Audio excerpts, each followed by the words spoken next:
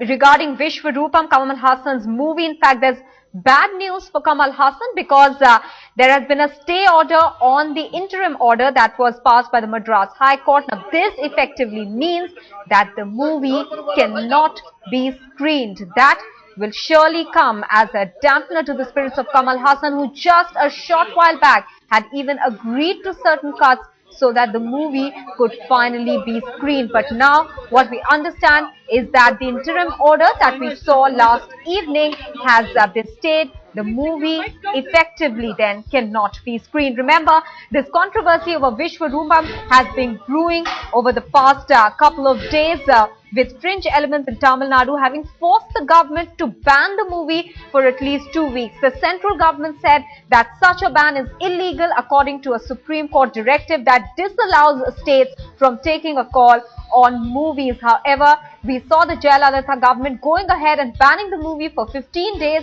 Kamal Haasan making it very clear that in this ban of 2 weeks, they would suffer losses to the tune of 30 to 80 crore rupees. It's a magnum opus, Vishwaroopam, which this fringe element feels shows the Muslim community in a negative light. Kamal Haasan has come out and repeatedly said that that's not the case and that he has not shown the Indian Muslims in a negative light. Today, he even met at least some of the groups that have been opposing his movie, and after that whole movie was watched with them, they pointed out certain scenes and certain words that were taken from Holy Quran, and Kamal Haasan agreed to cut and edit those portions out, clearly submitting to the pressure. Kartikeya Sharma, our deputy editor, is now joining us with more details. Kartikeya, pressure continues on Kamal Haasan. It now appears that his movie cannot be screened. But what is the centre really doing about this matter, having already said that such a ban that the government had floated was illegal in the first place? There are two sides to this story. One, it's a temporary setback to Kamal Haasan. It's temporary and it's a serious setback because now matter becomes sub judice. Now the position of the central government was, which was articulated by Manish Tiwari, the Information Broadcasting Minister, that it is not under the jurisdiction of the state government to decide whether a film can be screened or not. He also made it very clear categorically that as per the ruling of the Supreme Court on Prakash Jha's film Gangajar, it was made clear that if Film Board has deemed fit that the film can be screened, then no state government can challenge it. Now, what the Tamil Nadu government did was that they used the provision of CRPC of not allowing people to assemble more than the strength of 5. And they said that it would disrupt the law and order condition in Tamil Nadu.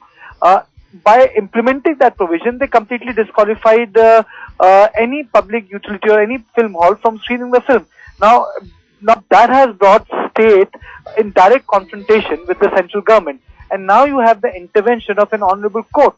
So, which makes one fact very clear for Mr. Haasan, and that is that the fight has moved out of the political domain into the legal channel. Now, ultimately, the matter will rest with the High Court and Supreme Court, and that's where the debate and discussion will take place. It's not in the hand of state government, it's not in the hand of Chennai, it's not in New Delhi's hand anymore. It will rest with the High Courts and the Supreme Court. But Kartikeya, during this period, Kamal Haasan is likely to suffer huge losses, and it's also a question about freedom of expression. Clearly, that is under threat as well. I would say more than losses. The greatest fear is the sort of political activism and intervention which we have seen in past decade over numerous films. There have been filmmakers who have been taken to court on certain words, on use of certain lyrics, on certain cinematic liberty which they have taken. And this goes on to portray that the sort of sensitivity we should have towards the artist, art world and performing arts is not there. Ultimately, it's not about Kamal Haasan. It's about that creative part of India which has become victim to political intervention, Maha. Kartikeya, also just a short while back, we saw Kamal Haasan submitting to the fringe groups and agreeing to certain cuts in his movie. Earlier on, the Madras High Court had said that if this matter can be amicably resolved outside the court, it is open to that. What happens now? You know, one can only empathize with Kamal Haasan because it's a cry of an exasperated man. because first time when we heard him, Maha, he was talking about leaving the country and saying that he would need to live in a place which is more secular. And the second time around, that was post-protest, he said that he's willing to edit the movie. So I would say that the man is exasperated. He's willing to make compromises because one, the business is suffering. It's not only about his money. It's about those who have invested in his film. And secondly, should Vishwaroopam serve as a precedent for every filmmaker in this country that if they want to touch upon certain important or touchy subjects, then what are they supposed to do? Because ultimately the matter becomes politicized and your film is hijacked by certain vested interests. So I think that it merits a larger debate, and there's a larger question behind it. Why do people from liberal arts, the filmmakers, for example, a quote from a scholar in Jaipur, the filmmakers ordeal in Chennai, why isn't our political system helping them rather than being a mute spectator? Well, absolutely, Kartikeya. That's the question everybody is asking. Why is the government or the state government standing as mute spectator, not rushing to the rescue of these artists and not protecting the freedom of expression and speech? Let's go across to Priyamvada now, who's standing by outside Kamal Haasan's residence. Priyamvada, shocking news coming there for Kamal Haasan just at a time when he was perhaps expecting things to smoothen out a bit for him. We're seeing this interim order being stayed. Absolutely, definitely, it's a very, very big setback for Mr. Kamal Haasan, who was hoping that there will be some kind of relief in the order today. But however, two judges bench comprising of acting Chief Justice Mr. Justice L.P. Dharma Rao and another judge have stayed the yesterday's interim order, and they said that till Monday the movie cannot be screened in any part of Tamil Nadu.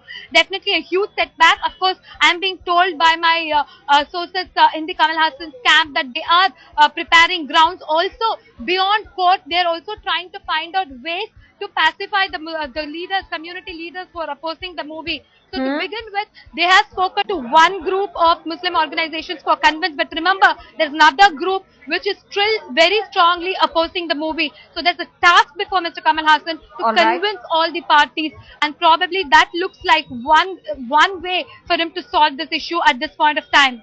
Priyamvada, stay on with us. We also have with us Mr. Cho Ramaswamy, editor Tughlaq. Mr. Ramaswamy, the situation that we're seeing develop at the moment in Tamil Nadu, clearly something that goes against intellectuals and artists. How would you first of all react to this sort of a situation? First of all, I do not know what reasons the court gave for its latest order, that of setting aside the earlier judgment that the ban is lifted, thereby enabling the ban to continue. I do not know what reasons the court gave. Two, Kamal Haasan has talked to Muslim leaders and some organizations, Muslim organizations, and has agreed to remove certain scenes and certain dialogues from the film which they thought would be hurting. So there seems to be an opening there.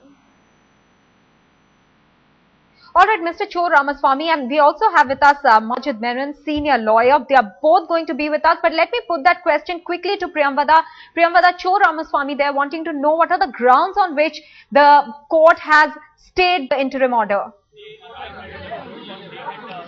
Well, today when the arguments were happening, Advocate General pointed out that still they have got intelligence inputs. I mean, there has been almost 6 days or 7 days since when the Tamil Nadu government had banned the screening of the movie. But the Advocate General argued in the court saying that still they've got intelligence inputs, that there could be law and order problem if the movie is screened in any part of Tamil Nadu. So he argued that, and he said that a community harmony is more important than anything else. So these were the basic grounds on which the Advocate General had argued the case, and these are the basic grounds on which the High Court also thinks that few days should be given for the issue to be settled down, and later on Monday they will decide what will happen. All right, so let's get a quick reaction now from Majid Menon and Mr. Cho Ramaswamy. First to Mr. Majid Menon. Sir, is that a ground good enough to stop a movie from being screened? After all, providing security, maintaining law and order is the duty of the state which it should carry out. Now see, fundamentally we must understand what is the purpose of producing or exhibiting a film.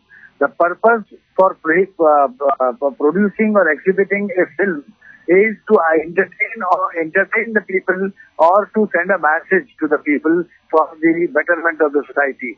It cannot be for, creating confusion, hatred or unrest, certainly. But of course, on one hand, we must very importantly give significance to freedom of expression and speech, of course, within which Kamal Haasan's case falls in his favor.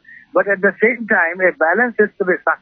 If there is an intelligent report that the exhibition of or release of a certain film containing certain scenes or certain dialogues is likely to create unrest or law and order problem may be created if there is an intelligence input, then I think even the producer or the maker, who himself is a nationalist and a patriot, would have to reconsider that whether it would be desirable that he should. There's no point in putting gunmen at the theatre and releasing a film. I don't think that is a compulsion. And Mr. Kamal Haasan himself will not be happy if gunmen are there to guard the security of the theatres where the films are going to be. It would be making a mockery of the whole purpose. So therefore, as the High Court has rightly said initially, that find out a via media, cut such portions which are very inflammatory or which are hurting in the sentiments of a certain section of society who are objecting rightfully, then at least diminish that, cut that, and then proceed with the trial. And I think Kamal Haasan is a very fairly reasonable and very intelligent young man. All right, let's, Mr. Mehman, I'll have to just interrupt you there for a bit. Let's quickly tell our viewers that superstar Rajnikant has gone to Kamal Haasan's place to visit him. And in fact, this morning, Kamal Haasan made comments about how he feels let down by the country and that if he doesn't find a secular state within the country, he is even willing to resort to the option of moving out of the country. After that statement of his, there was news that Rajnikant himself, who's a revered artist in South India, across the country, will go to visit Kamal Haasan. That's exactly what we're seeing at the moment. Rajnikant going to visit Kamal Haasan. He's of course likely to speak to Kamal Haasan about the statements that he made this morning regarding his desire to move out of the country. Certainly, the film world has been alarmed by these sort of statements that have been made by anguished artists in the country. Let me go across to the editor of Tuglak, Cho Ramaswamy. Sir, you just heard our correspondent there telling us why the court thought that it was important to stay that interim order. But do you see that the state government has failed in really helping an artist here and letting him be able to get his movie released on grounds of security? I heard that the court has given the petitioner, that is Mr. Kamal Haasan, two options. One, of talking to a government, and two, waiting for the verdict of the court. The verdict of the court actually is still no doubt, because the single bench single judge who heard it is still to deliver his final verdict. It is against this interim order that the state went on appeal. Now, as far as law and order is concerned, it is in the domain of the police, and we do not have the intelligence input with which they took the decision, based on which they took the decision. We do not have that intelligence input. At the same time, one has to keep in mind the order of the Supreme Court in an earlier film, that it is the duty of the state to give protection to a film when it is released after duly being certified by the censors, that it is the responsibility of the state to maintain law and order. Another intriguing factor is that the film has been released in some other states and is running in some theatres, and there Muslims have not objected to it. And since Kamal Haasan has already talked to Muslim organizations and leaders here, I hope the problem will be solved by talks. Well, there were talks, Mr. Cho Ramaswamy, let me point out there to you, between Kamal Haasan and only a group of people who were objecting to that movie. He had agreed to cuts, and after that we see this second blow coming to him with that stay on the interim order. Mr. Cho Ramaswamy, stay on with us. Let me go across back to Mr. Majid Memon, senior lawyer.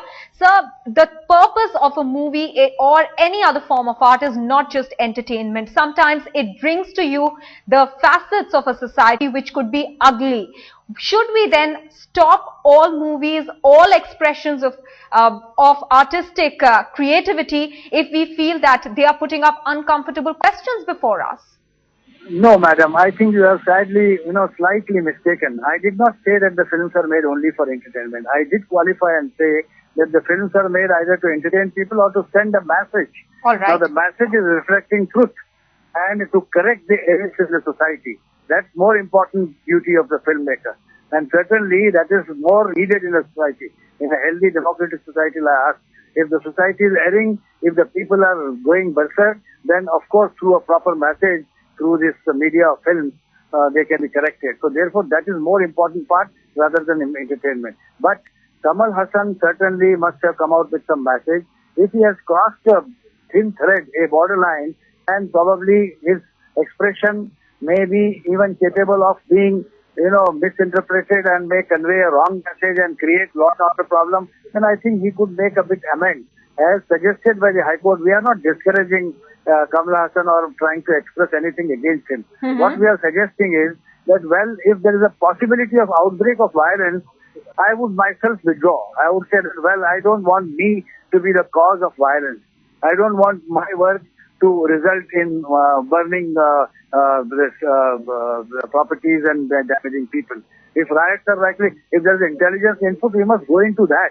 And the government of Tamil Nadu is probably competent enough, to sit. The government must sit as tri-party discussion should take place. The government should be there, the producers should be there, and the objectors should be there.